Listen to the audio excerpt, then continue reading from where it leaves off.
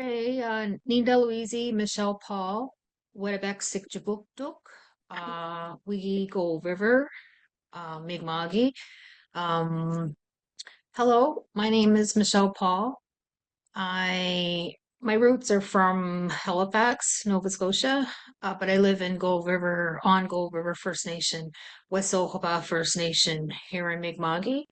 Honored to be here today. I've had the opportunity to speak with a similar group back in the back in the fall, many months ago, when politically we were heavily immersed in some resistance efforts here in Mi'kma'ki, and I shouldn't say we were because we are. It's always ongoing, unfortunately, here in Mi'kma'ki. But I just want to back up and tell you a little bit about who I am and my involvement with resistance movements and efforts across Mi'kma'ki in the past. Um, I I started resistance movements would be the first one would have been I don't know more. I've heard it mentioned in the preamble. Yeah, I was involved in the I don't know more efforts here in Mi'kma'ki. Um, then from there, we went to New Brunswick, Elsie Bukduk, where a company called SWN, a Texas-based company called SWN, was looking to frack. Um, so a group of us from Nova Scotia joined our relatives there in New Brunswick and essentially camped out at several different campsites, effectively shutting down that over a span of months, I think over a year to be accurate. Then here in Nova Scotia, called Nova Scotia, we took a stance on the Shubenacadie River to stop a company called Alton Gas from dumping brine into the river. And in all of those movements, but particularly the Alton Gas resistance movement, we exercised our treaty rights. Basically, number one example of treaty assertion was utilizing the exact wording in our treaties, to be quite honest, which was asserting a truck house, building a truck house there on the River Shubenacadie, which states in the 1752 treaty, if the Indians shall decide, a truck house shall be built on the River Shubenacadie. And the significance of a truck house is essentially a clause to execute trade. I heard somebody speak about disrupting the economy and the necessity behind that to get attention. Well, basically, yeah, we did that. We did it for 8 years, and people were arrested, went through the court systems, and ultimately we won. So it was the ultimate assertion of a treaty or an exercise in treaty assertion. And I said all that to begin talking about one of the current resistance movements under tow here in Mi'kma'ki. And I say, unfortunately, one of because there's several popping up as we speak. And so we are busy challenging these systems that continue to create struggle and strife for our people, and not just for Indigenous people, but for all people. In particular, I'll back up to September of 2025. Some of our folks were using a drone. I don't know, somebody bought their son a drone or something. They were using a drone and they discovered some activity on the mountain, on Hunter's Mountain in Unama'ki, and it was very unsettling what they saw. So people went to the mountain. Long story short, they started to see truckloads of wood and lumber coming off the mountain, unacceptable amounts of like truckloads, and people mobilized quickly and effectively shut those trucks down, turned them around. They took a couple loads of those lumber and put them there and created a camp that they began to call Hamaway Kadik, Hunter's Mountain Resistance Camp. And that resistance movement was born, I'll say the first week of September-ish. And it lasted well into the end of 2025 when some hostilities arose with locals. It's still undetermined what happened, but basically some of the structures were burned down. So these systems beget a lot of harm and violence and isms. We can say racism, we can say classism, we can say all of the isms that that come from these systems. But in that struggle and in that resistance, which is still to be continued, to be determined, because during the span of that resistance effort, politically, the Premier of Nova Scotia decided to amend the Crown Lands Act, which he affectionately dubbed Protecting Nova Scotians. And in those amendments arose clauses that would effectively criminalize land offenders. Basically, you can look it up, Bill 127. It went through, it was passed, and $50,000 fine for anybody obstructing the entrances to Crown land. And I do these air quotes because let's face it, Crown land is Indigenous land.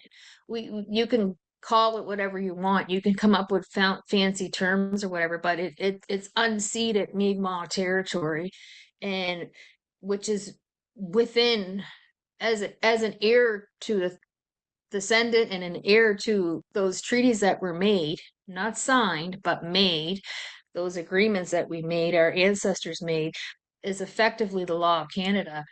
So the audacity to diminish in any way those, first of all, the treaties, but second of all, to further criminalize and punish people to stand up, rightfully stand up what they're supposed to be doing to protect those lands, it's egregious what the premier did, and he passed that legislation.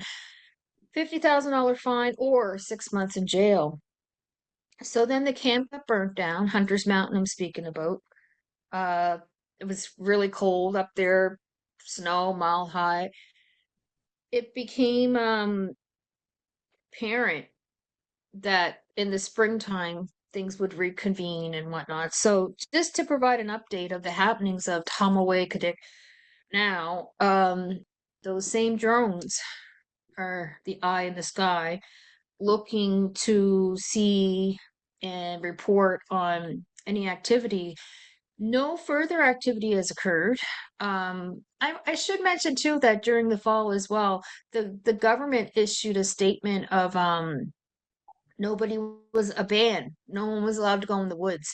And during that time, that's when this logging activity was at its peak. So the regular person couldn't go in the woods. That's just not just Indigenous, but anybody could not enter the woods because there was a fire ban. But these logging companies were in there with their heavy machinery 24/7 chopping down the wood.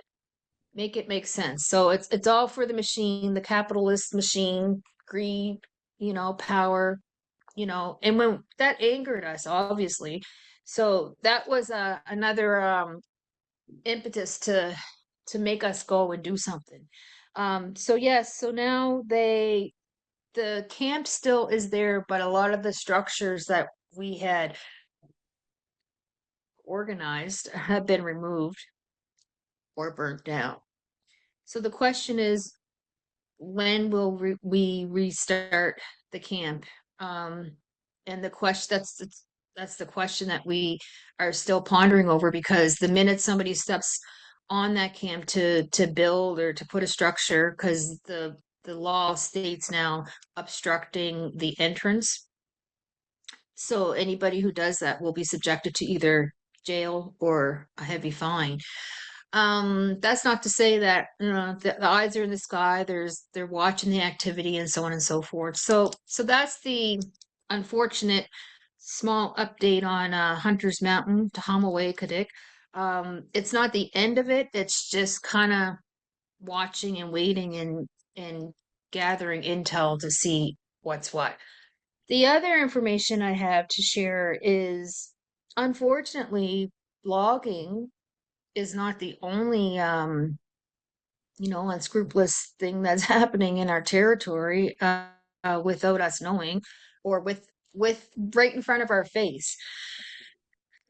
This premier, Tim Houston, Nova Scotia premier, I hate even saying his name, but anyways, he's a demon. He is proposing so many things. He's inviting and welcoming greed into our territory for the love of money.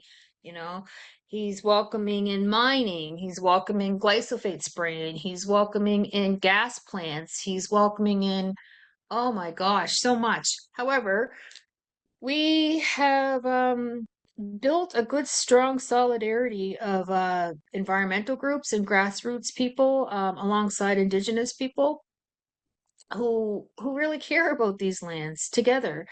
And in these working groups, there's multiple strategies popping up, but one that's really taken off steam. I'm looking over at the sign. I think I should go grab the sign. Maybe I will. But it's basically Mi'kmaq medicinal harvesting area signs.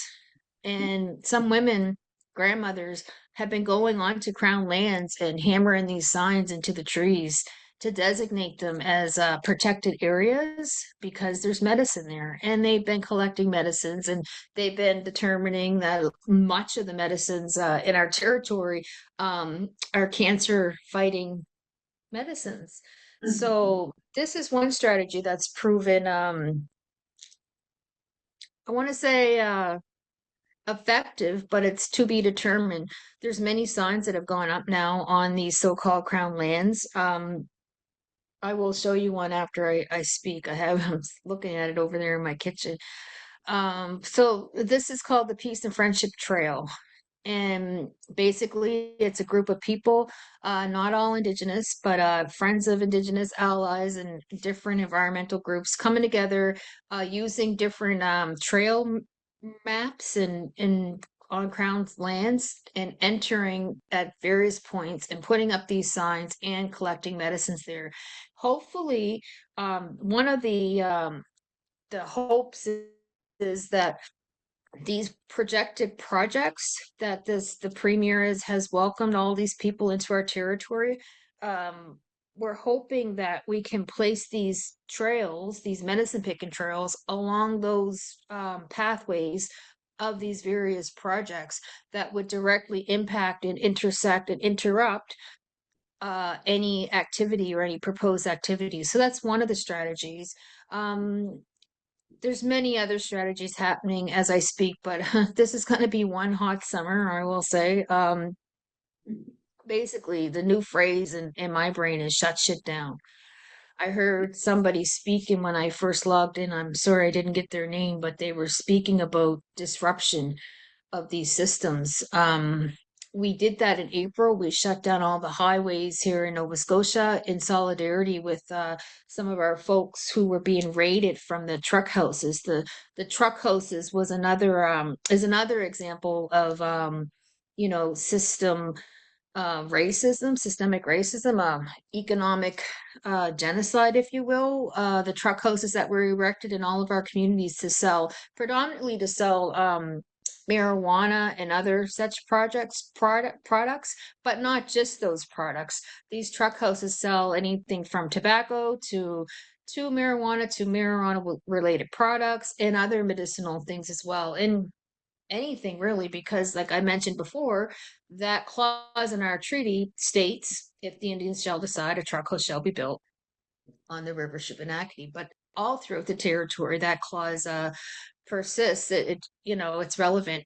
And basically people have done that, and then the RCMP have come in and raided them and taken all the merchandise, and court dates have ensued. So those court dates are continuous. There's so many of them that they're still going through the courts.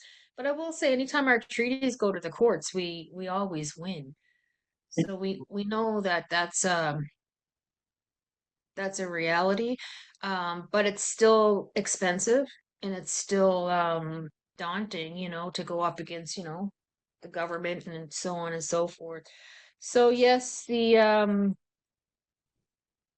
truck houses are an exercise of trade, which is a mechanism in our treaty that besides hunting and fishing rights, we have trade rights as well. And it's you can find it in a line in our treaty that says to our best advantage. So essentially, this whole economy in all of Canada is propped up upon Indigenous or treaty law, let's say. That's the founding principle of these lands. It's been ignored, it's not been implemented. We know that, but it doesn't negate the fact that it exists. It is the legal founding principle of all of these lands we call so-called Canada. But speaking here in Mi'kma'ki, where the first treaties were made, it's really strong, and every time we go to court, it's always victorious. You know, the last thing I want to speak about quickly is fishing. I know somebody's on the panel. I think Sarah is going to speak about fishing, I believe. I just want to put in there that unfortunately, the Mi'kmaq Nation had signed agreements with DFO, Department of Fisheries and Oceans, um, to create some kind of a program that developed a fishery of some sort. It's not effective, and it's actually it's not good at all. I say this because my daughter is a fisher person and my brother. And yeah, the program that was developed stifles Indigenous rights in fishing. It's called the TRP. I don't care to know what that acronym even stands for because it's useless. And it's effectively creating more poverty in our communities because people who don't have access to the resources or access to, our rights, which is fishing, already with like things like a boat and all the equipment that it takes to fish, have entered in other fisheries like for example, Elvers. And it's one of the I don't want to say the smallest fisheries. It's one of the fisheries that used to be quite lucrative for our people, but it's no longer because it's being controlled by this program that they created, and effectively creating a disproportionate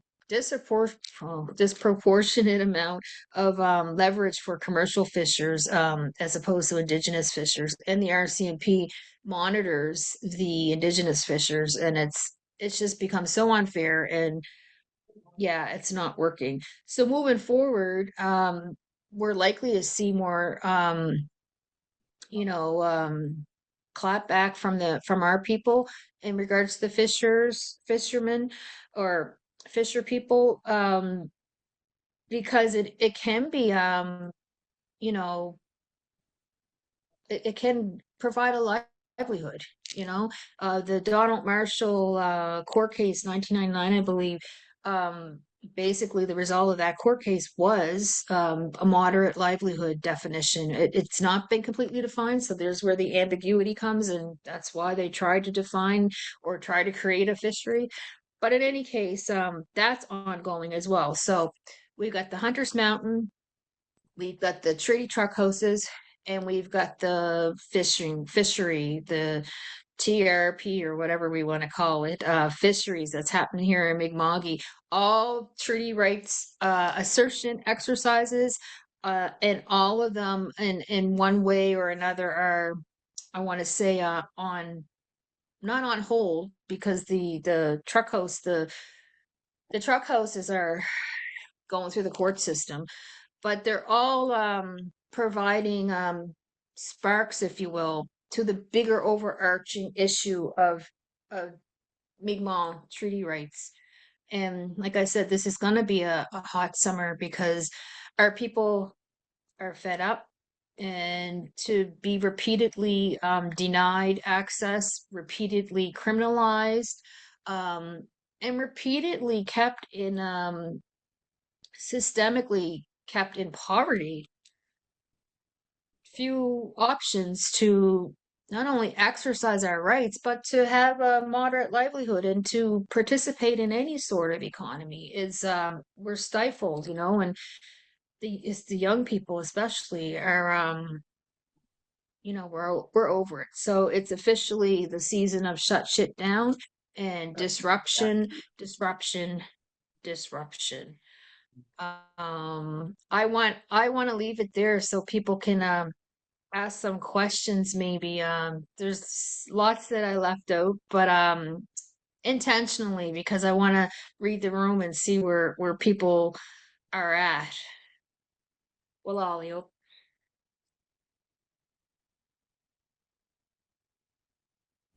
Thank you very much. I would like to thank the organisers of Marxism 26, the International Socialists, and Marx 21, for inviting me to speak here in Turtle Island. And also, I'd like to thank Michelle as well. We've had months of the US-Israel war on Iran, and we've seen the disruption of shipping through the Straits of Hormuz, which I understand is closed again this morning. And so we've been sharply reminded how the world's oceans are the arteries of capitalism, and how Trump's threats against Greenland and Canada show in a warming world how coastlines and oceans remain crucial to imperialist control of the world. But in this meeting, I'm going to talk about what capitalism has done to the oceans and to the millions of people and species who rely on them, specifically looking at commercial fishing and ecosystems, because fishing is central to global capitalism. It's worth over 11 billion to the Canadian economy annually, and employs somewhere between 30 to 40,000 people in fishing and fish processing. And it's also a class battleground, because at least 32,000 fishermen are killed every year at work around the world. And I'll talk about some of the struggles for better conditions and safety in a minute, but we know our ecosystems are in crisis, our food systems and food security are being undermined, and hundreds of thousands of fishing communities around the world are being destroyed, with many more at risk, which of course includes all of the indigenous fishing communities. And we need to talk about what the political drivers of these crises are and what the solutions are for humans and non-human species. And I'm going to use the two terms fishermen and fishers quite interchangeably, because everybody does, and fishermen usually call themselves fishermen, whatever gender they are. And of 38 fishermen in the world, officially 19% are women, but that is likely to be under an underestimate, because anthropologist Margaret Wilson pointed out that women who work on their families' fishing boats tend to call themselves helpers or assistants. They tend not to call themselves fishermen, even though all of the rest of their work outside of the home may be baiting and processing their catch. And of course, millions of women historically have owned and operated boats and fished from shores all over the world, long before colonialism and capitalism. So, we know that our seas and oceans are suffering from the effects of climate change driven by burning fossil fuels, as well as overfishing and pollution. And the effects of warming water driven by climate change are extreme.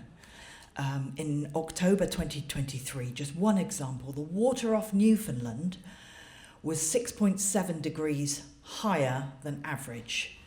So this is October, and the water was 18 degrees centigrade instead of around 12. I mean, that's practically a bath.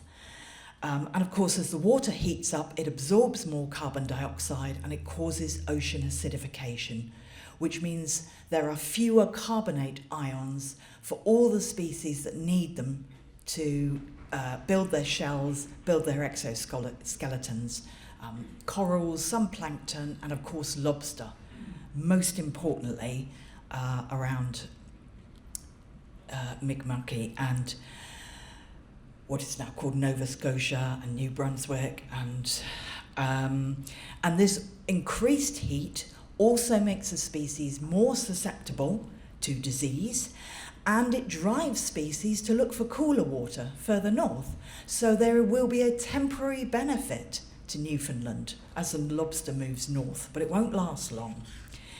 We also have dead zones created by nitrates being washed off agricultural land, which is essentially low oxygen. So if a species can't move fast enough, it just suffocates.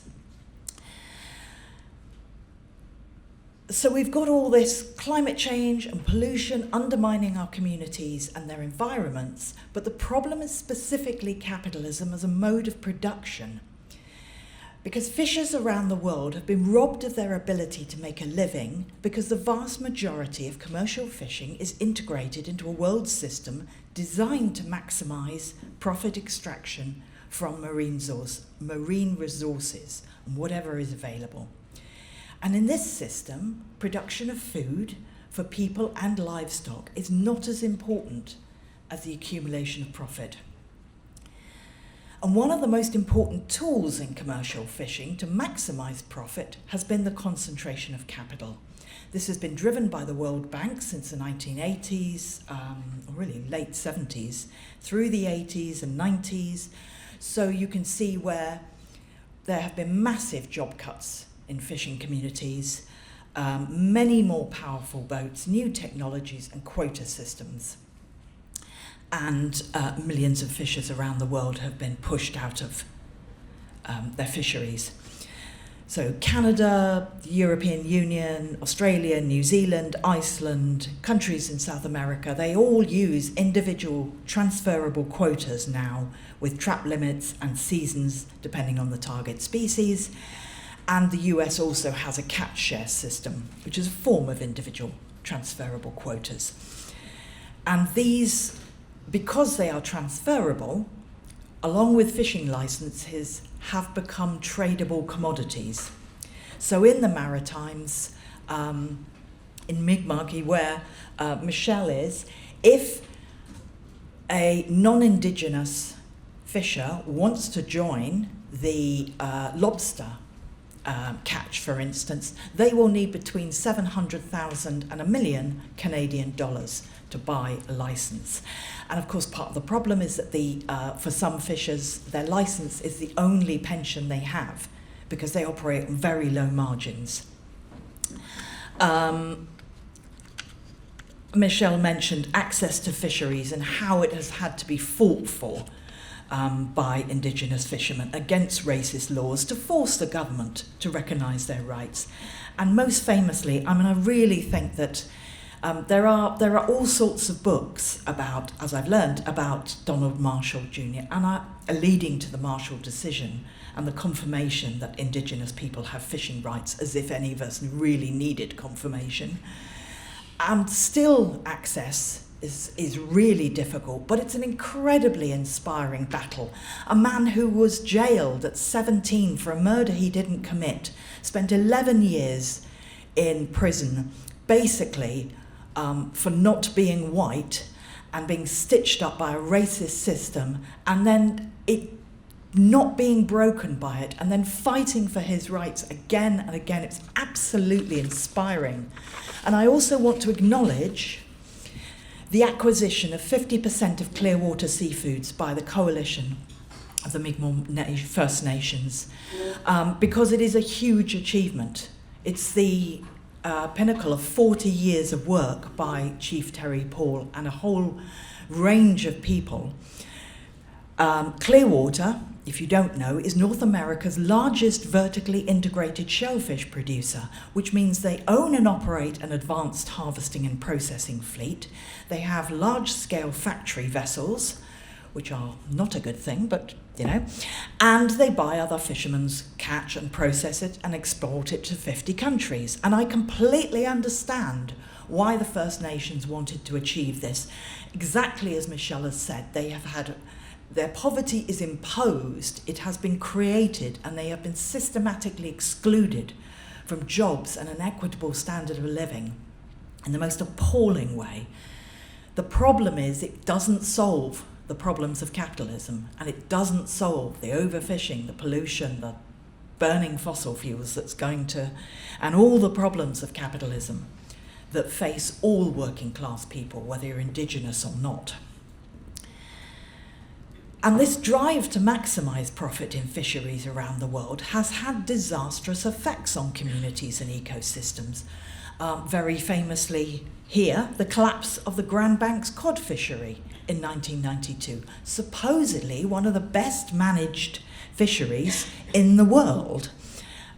Fishing restarted of the northern cod in 2024, and the quota this year has been increased by 55%. This is not a good thing. Oceania fishery scientist Rebecca Shins, apology if I've mispronounced that, has said, "We've seen this before for cod. Optimism racing ahead of evidence, quotas rising too fast and a stock pushed back towards depletion."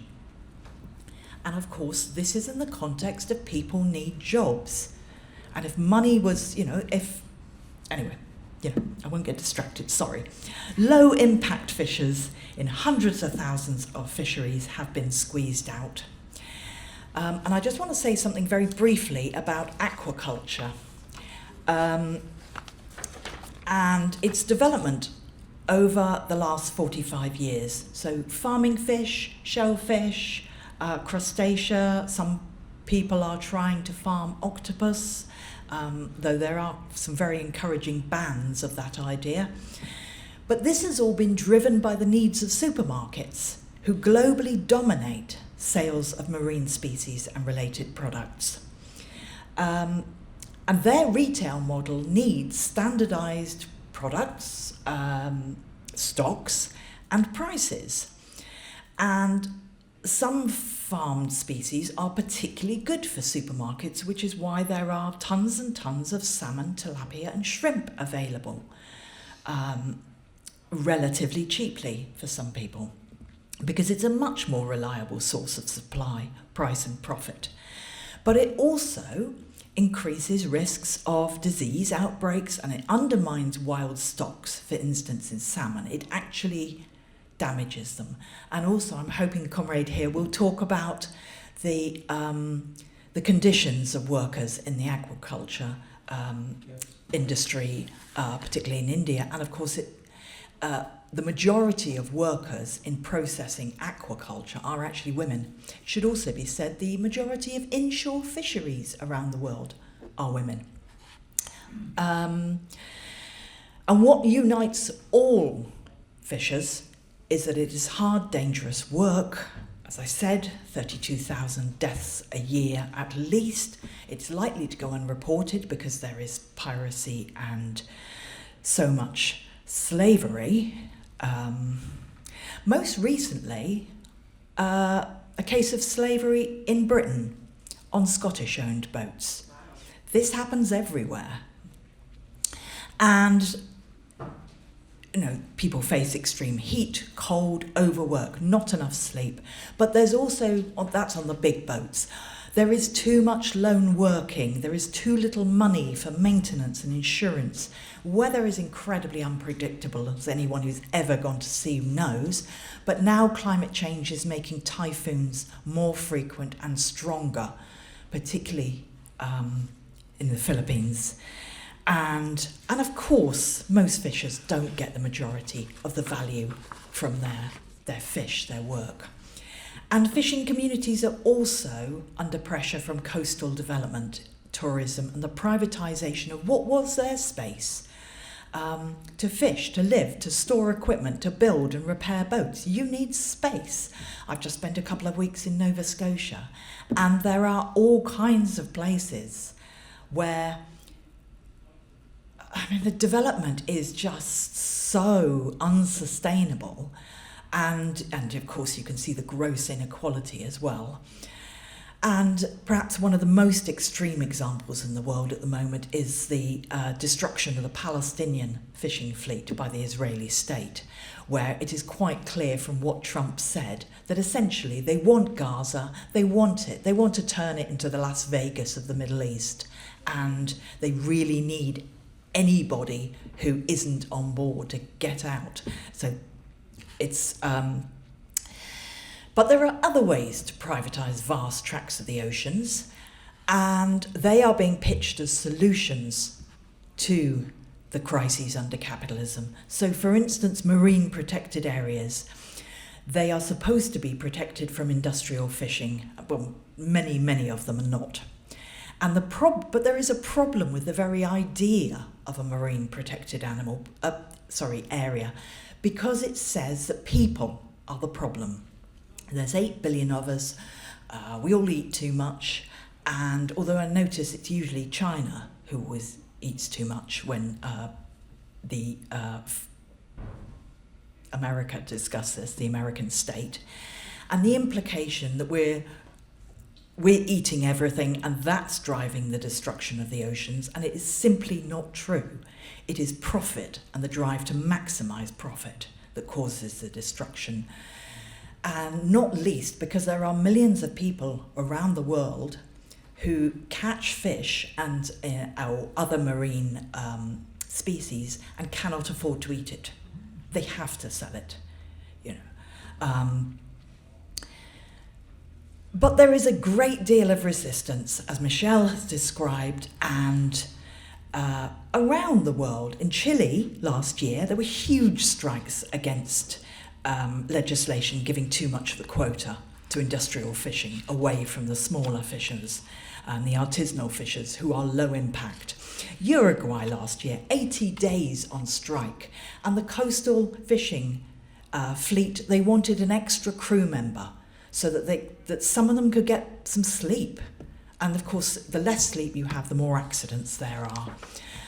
In 2023, thousands of trawlers off West Africa went on strike. They're owned by the European Union. They completely strip the fisheries off West Africa, and they wanted higher wages and better conditions, but they also wanted to stop the overfishing, which their own boats were doing. That fishermen do not want to strip out the seas. And of course, in the 1990s, in the area now called Canada, there were huge protests by small boat operators, by fishermen, against the introduction of quotas, because they could see what was happening. They would be pushed out and all the big boats would take over. And as stocks have declined, we've now seen that there is no guarantee that fishermen will stand together in solidarity. The racist non-Indigenous fishers who attacked Mi'kmaq fishermen in Nova Scotia 2020 claimed, and still claim, to be conserving stocks. This is rubbish. There are 600,000 lobster traps at least in the area going up to New Brunswick, and Indigenous people have less than 10% of that. So it is simply rubbish to say any such thing. It's racist rubbish. We need to fight for an understanding of solidarity that says our class, whatever heritage we are, whatever culture, religion, whatever country we are from, that we have to fight and win together, and we must not allow the state to divide us with racism. So, what are the sustainable solutions? Well, ultimately, we need to challenge and break the logic of capitalism that puts profit before the needs of everyone, human and non-human. That means we need to put ecosystems and people before profit. And I would argue that to achieve this, our past is our future. Hundreds of thousands of smaller boats around the world. Fishers need guaranteed incomes. Governments must provide safety equipment and service it regularly. Affordable insurance for boats and workers, and coastlines where the communities who live there and produce all of these marine foods for sustainability are prioritised. And, in Britain, we need to, and I'm sure this is true in most of the world, we need to learn to eat unfamiliar species that are perfectly good food, but they're not profitable to capitalism, and that's why we don't get the chance. And remember that in industrial food production, 30% of it is wasted. 30% of what is caught, produced, grown is wasted. We need to stop fish farming, stop fishing tons of krill from the Antarctic to feed farmed fish, And lots of these reforms are available quickly, but it is going to take revolutionary upheaval to stop burning fossil fuels and challenge the logic of profit that is destroying our oceans. But if we can do this, if we can link up everybody who wants a better world and fight for a sense of class solidarity that covers all of us and fights racism, we can rip the head off capitalism and rebuild societies to achieve this. And that's how we will save the oceans and ourselves. Thank you, comrades.